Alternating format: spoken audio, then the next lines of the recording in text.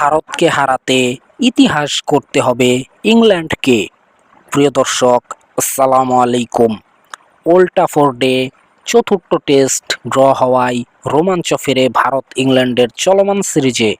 2-1 ব্যবধানে ইংলিশরা এগিয়ে থাকলেও শুভমান গিলের দল সিরিজ ড্র করার পথ তৈরি করেছে।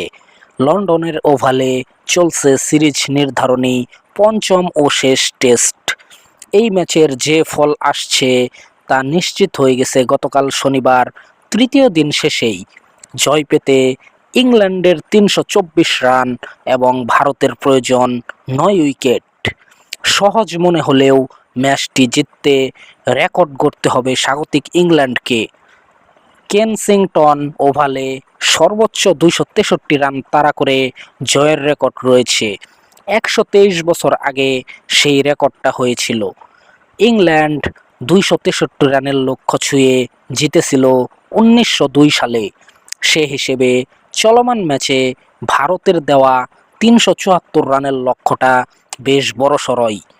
ইংল্যান্ড 1 উইকেটে 50 রান তুলে তৃতীয় দিন শেষ করেছে।